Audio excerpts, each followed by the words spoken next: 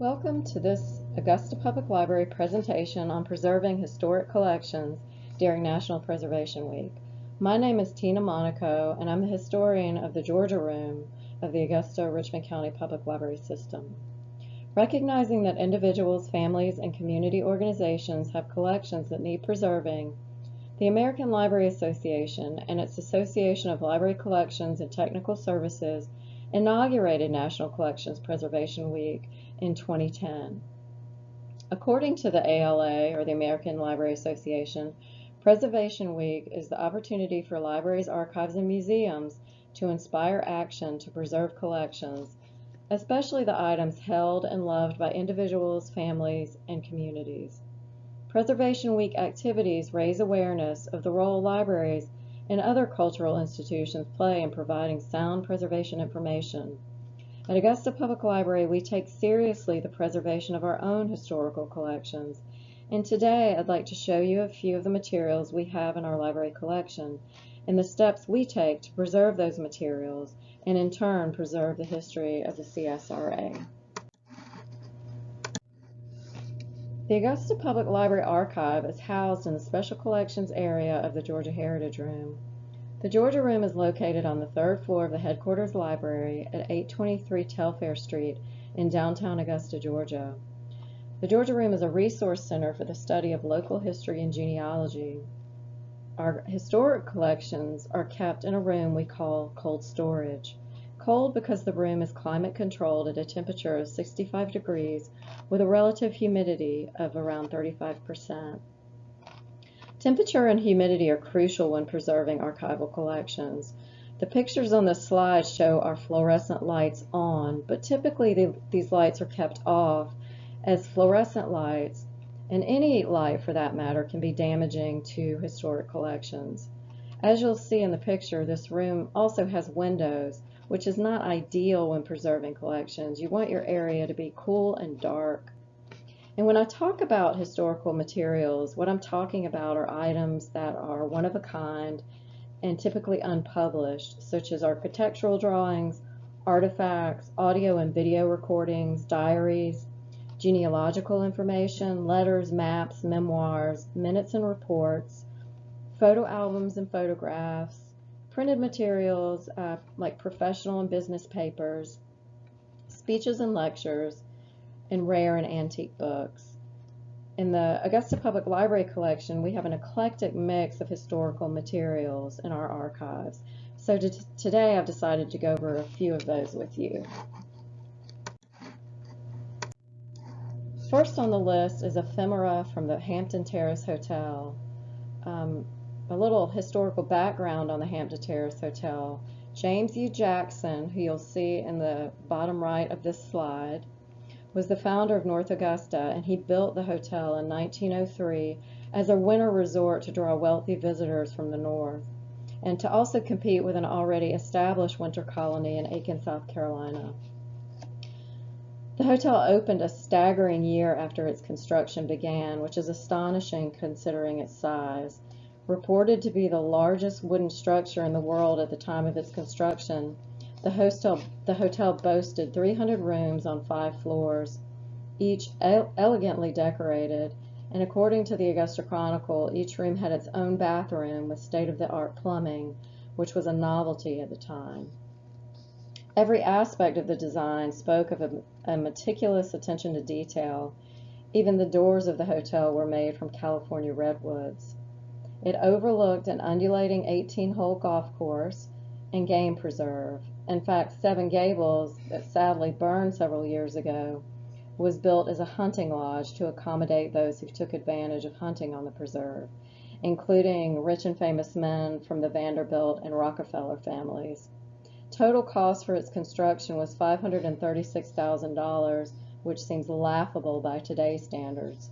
The hotel even boasted a private rail line that brought guests from other railways to the front steps of the Grand Hotel. Tragically, the Hampton Terrace stood for 13 years but burned to the ground on New Year's Eve in 1916. Luckily, no one was killed as the hotel was yet a week or so away from opening up for the season. We have in our collection a bit of history associated with the hotel.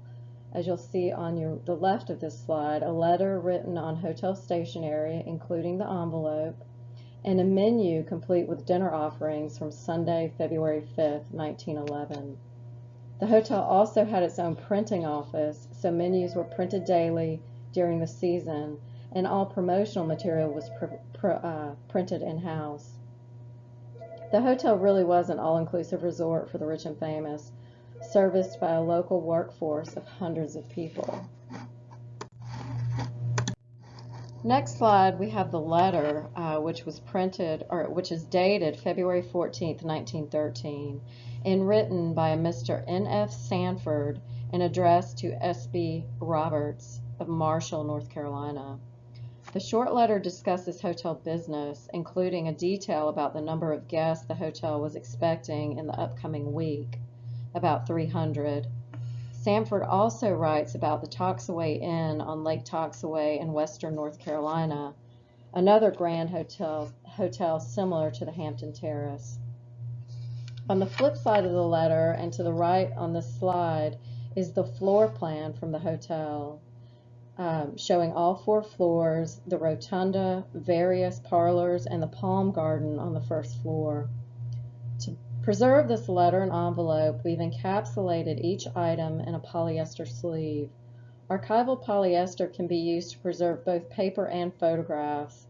It's chemically inert, which means it contains no chemicals that can be harmful to the material. And it's also clear, so the items can be viewed without removing them from their protective sleeve. Oils from your hands can damage old paper, so it's important to handle them with gloves or encapsulate them in archival plastics. So archival polyester, often found under the brand names of Mylar and Melanex, provide a stable environment in which to store important historical papers. Being someone who loves to bake and cook, I am most fascinated with the Hampton Terrace Hotel menu. The front shows an image of the hotel's gardens and the back of guests playing on the golf course.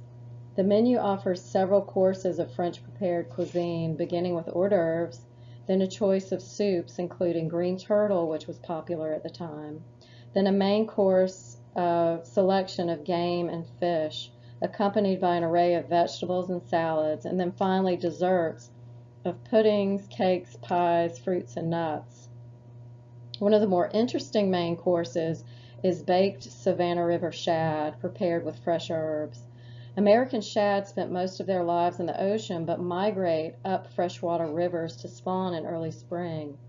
They make their way up the Savannah River near the Augusta area from February through May, so would have been plentiful in the Savannah River when this menu was printed in February of 1911. So clearly ingredients were sourced in the local area. Like the letter and envelope above, the menu is also encapsulated in Mylar. If your important papers and documents are creased and folded, flatten them out to store. Over time, folds compromise the integrity of the paper. To further protect historical materials from destructive environmental factors such as light and dust, the Hampton Terrace materials are placed in archival folders, then stored in an archival document box. When considering storage supplies for documents such as these, you want to purchase folders and boxes that are termed archival, which basically means they are acid-free and/or lignin-free.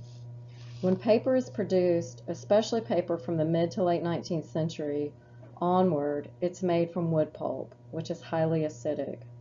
Lignin is an organic compound found in paper that becomes acidic when it breaks down over time. This causes paper to become brittle and yellowed. A good example of this is old newspapers. So the best way to prolong the life of paper is to store it in an acid-free environment. Archival boxes and folders have a higher pH, so they're more alkaline and chemically neutral and won't break down over time. They also prolong the life of materials with an already high acidic content. The next item we're going to highlight from the Augusta Public Library collection is the Confederate States Patent number 60. The Confederate Patent Office was established by the Confederate States in the South during the early part of the Civil War. The South was quickly mobilizing for the war, and many of the patents were for military and war-related equipment. So inventions and innovations that forwarded this cause were very welcomed at the time. The Confederate Patent Office was burned at the end of the Civil War, destroying most of the patents. Very few, maybe only a handful, are known to exist, so Confederate States Patent number 60 is very rare. It was granted in January of 1862 to Augusta brothers William and Jacob Platt, and the design is for a military camp cot. In this slide on the left, we see the last page of the patent, which is page 4. The last page is the actual diagram or drawing of the camp cot, showing it to be easily folded up for transport, which would have been important for battalions moving from battle to battle. According to the 1861 City Directory, which we have an excerpt here on the right, brothers William and Jacob Platt were proprietors of C.A. Platt and Company on Broad Street. We see that they were dealers of furniture, cabinet makers, sellers of carpets, and upholsterers. So as furniture dealers and designers, it makes sense that they would ply their craft at designing military equipment or a military camp cot. And the cot was probably used to transport the sick and dying and wounded during the Civil War.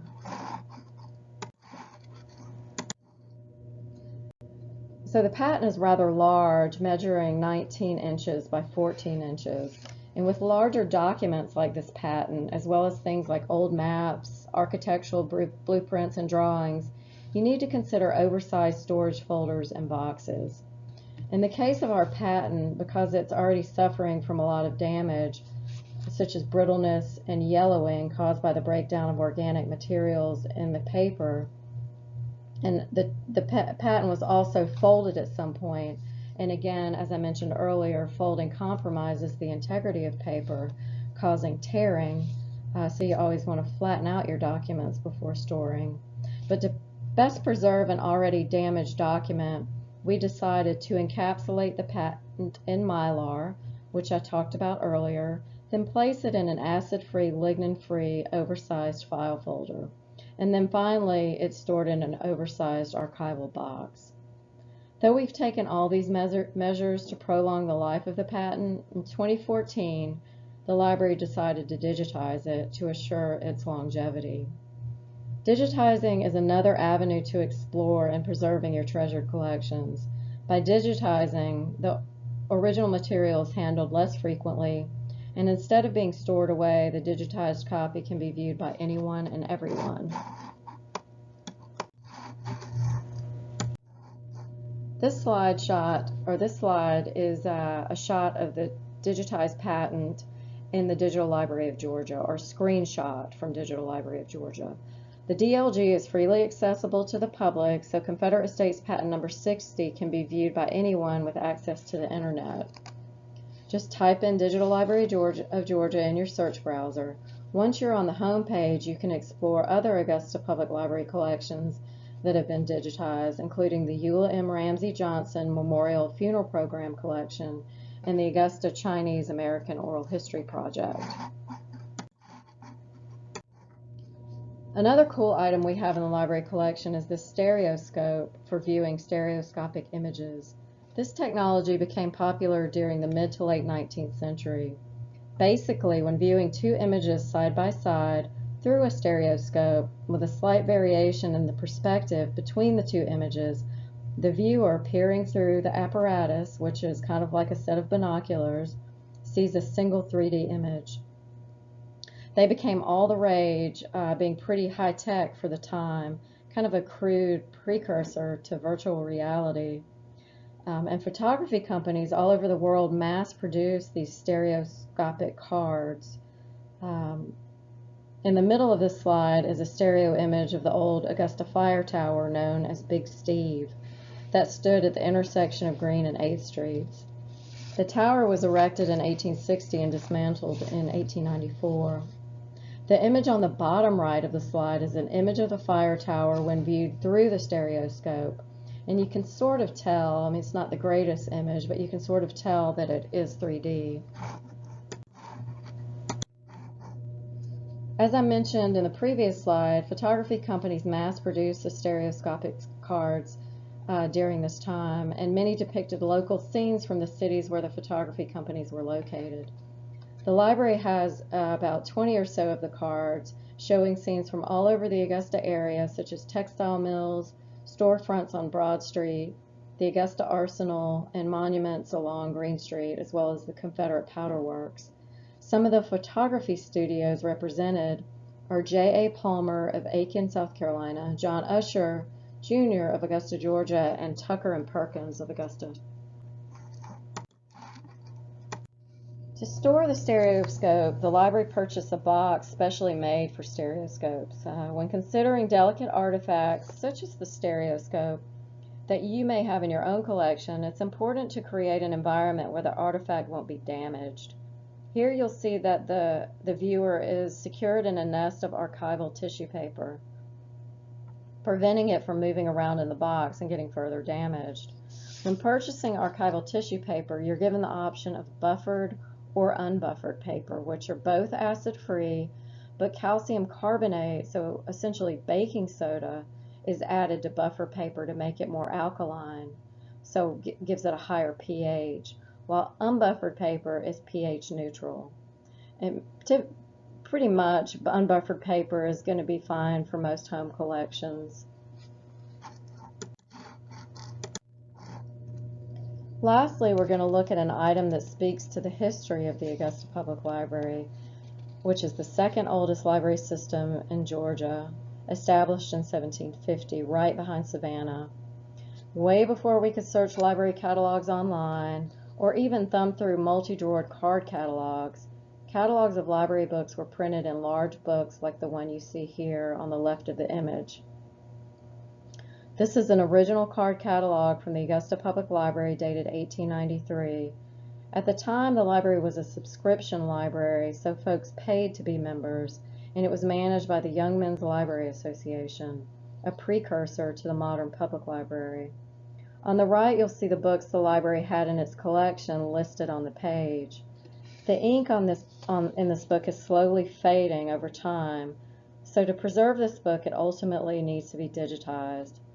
We can make efforts like interleaving the pages with archival tissue paper to slow down the fading, but we can't stop it.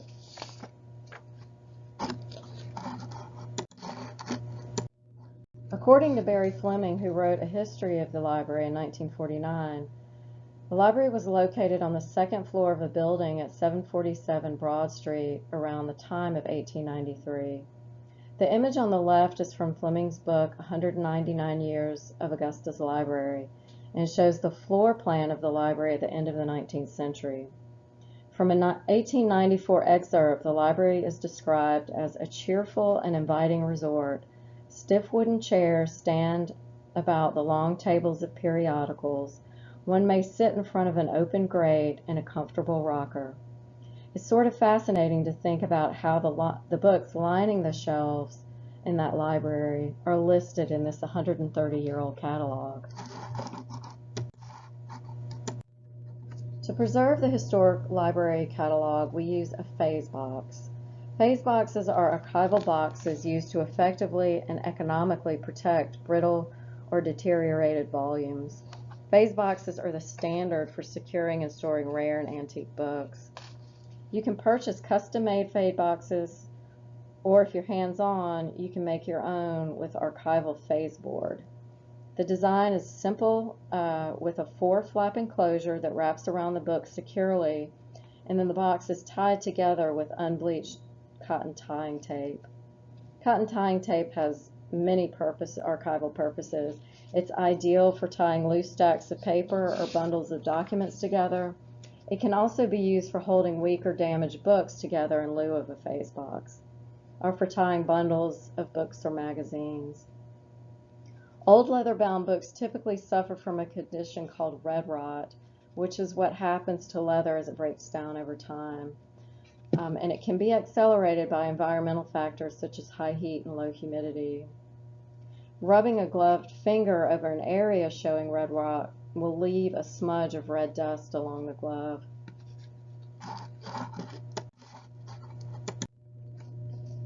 There are countless resources available to you online offering tips and instructions for preserving personal and family collections. I've listed a few here on this slide. The American Library Association offers tips on preservation. The Northeast Document Conservation Center has preservation leaflets on its website that cover the preservation of an array of materials, from photographs to diaries to scrapbooks, etc. The National Park Service offers conservograms that can be printed out and used to preserve your collections, or for tips in preserving your collections. Gaylord Archival and Hollinger Metal Edge are archival storage product companies used by libraries, museums, and archives, and have every possible product you can think of.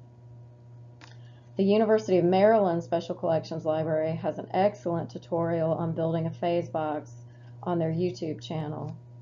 And always, with any question, feel free to contact me, Tina Monaco, in the Georgia Heritage Room at 706-826-1511, or email us at genealogy@arcpls.org. That concludes our presentation on preservation for National Preservation Week. Thanks for tuning in.